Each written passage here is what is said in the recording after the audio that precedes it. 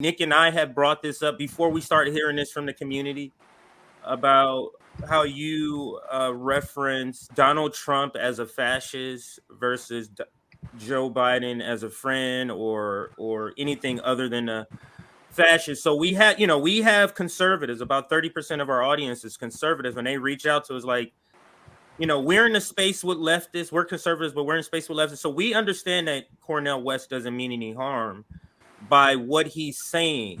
But they're saying we want Cornel West to reach the ears of Trump country that's on the fence.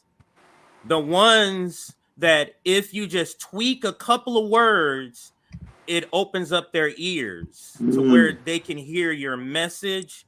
And they're telling us, I mean, Pasta is one that you've interviewed with at the Convo Coach. This is something he's brought up to us both, me and Nick separately. Like, right. This is another, like, he has got to either stop calling Trump a fascist and then referring to Donald Trump.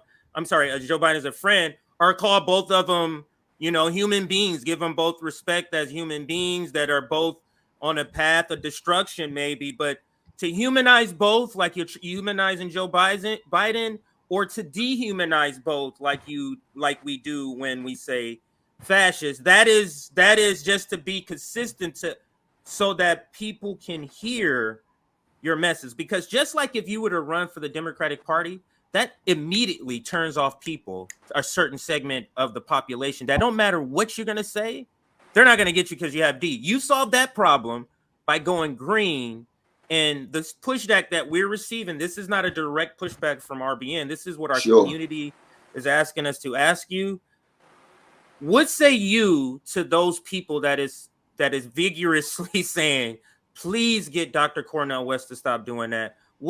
How do you respond to those people? I appreciate that question. That's one of the many reasons why I like to be in dialogue with you all, because I come to learn and I come to listen. The first thing I would say is that I've always referred to both Biden and Trump as brothers, because I start from a Christian sensibility. I think I've been consistent in that regard, going back to the video, but even many, many years before. Now, I've never used friend because that's different. But when from a certain Christian perspective, a brother and sister is a human being made in the image and likeness of God, who has the capacity to change. So that a reference to their brotherhood and sisterhood is simply their capacity to go another way, in the language of my own Black Baptist tradition. See, so but when I didn't say, okay, I say Brother Trump, and you can imagine all kind of folk think I lost my mind. Yeah, I don't say things for good popularity. I say things based on what I believe. But then I do call him a fascist. I do call him a fascist because a fascist is someone who does not believe in the democratic transfer of power. A fascist is someone who defends the power of big military, defends the power of big money, scapegoats the most vulnerable, and tries to convince the citizenry that they are powerless and hopeless without him as the Pied Piper. He's the only one who comes to the rescue. He's the only one who is the deliverer. Now, every country has its own historically specific form of fascism. Hitler in Germany and Mussolini in Italy, we can go on and on. Salazar in Portugal and what have you. In the United States, the closest thing we've had is a Trump at the presidential level who can satisfy all of those characteristics. Now, when you look at United States as a settler colonial experiment for indigenous peoples, America has always been fascist. Yes. Because it's a war against them for 400 years. Yep. And their land is the precondition of American democracy. The stolen land, the violation of their precious peoples. For those of us who are descendants of the dignified Africans who were enslaved, America has also looked fascist. 189 years on the U.S. Constitution of slavery. another 100 years of neo-slavery, and then the new Jim Crow and the mass incarceration and the hoods and the decrepit schools and so forth, right? So that the vantage points is very important here. So when I talk about Biden, I usually talk about Biden as a milquetoast neoliberal. Neoliberalism is a class war against poor and working people that disproportionately impacts brown and black and indigenous peoples. But I talk about his imperial policy, be it in the Middle East, for Palestinians. For Palestinians, any U.S. administration looks fascist because they are abetting and enabling the vicious killing of innocent Palestinians. So I try to include all of that in my analysis. But I'll say this to my brothers and sisters who would want me to shift in my language. I do not for a minute believe that all the followers of Trump are fascists. I think he is. I don't think the followers are. I think that's what they're reading into that. I think that's really what the pushback is that they feel the attack on. They think I'm calling them a fascist. Yeah, I think that's what it must be. That it must be that because I can't one understand out of any 8 reason supported otherwise. my dear brother Bernie.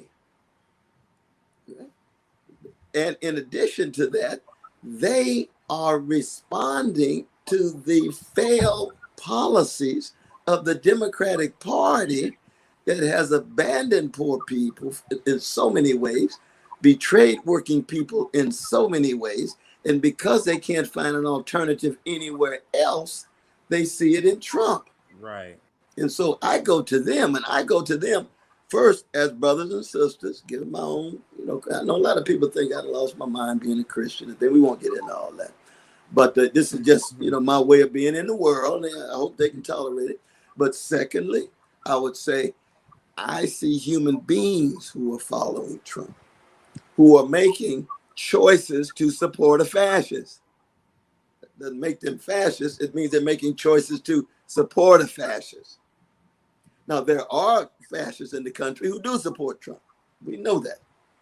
The Klan and the others made that very clear. We saw that in Charlottesville a few years ago. You see. But on the other hand, I also say for those who support Biden, yeah, it's the same with thing. the authoritarian fascist face of neoliberalism, vis-a-vis indigenous peoples, vis-a-vis black folk, vis-a-vis victims of U.S. imperial policies. I say to them that they can also go another way, but they don't realize how they are facilitating forms of evil, even as they claim that they're so obsessed with the evil on Trump's side or on the Republican Party's side. They're in denial about the forms of evil that Biden himself, either in the past, have facilitated, crimes against humanity, mass incarceration, that shall forever be a major stain on Biden's record. And people want to just erase it as if you can just go away. No, you don't create a mass incarceration regime with levels of barbarity that I've been blessed to teach in, to be able to spend time with my brothers.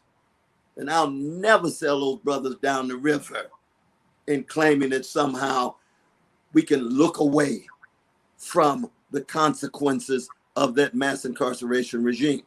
And the same would be true with Wall Street greed and credit card company greed and so forth that Biden's been complicitous with.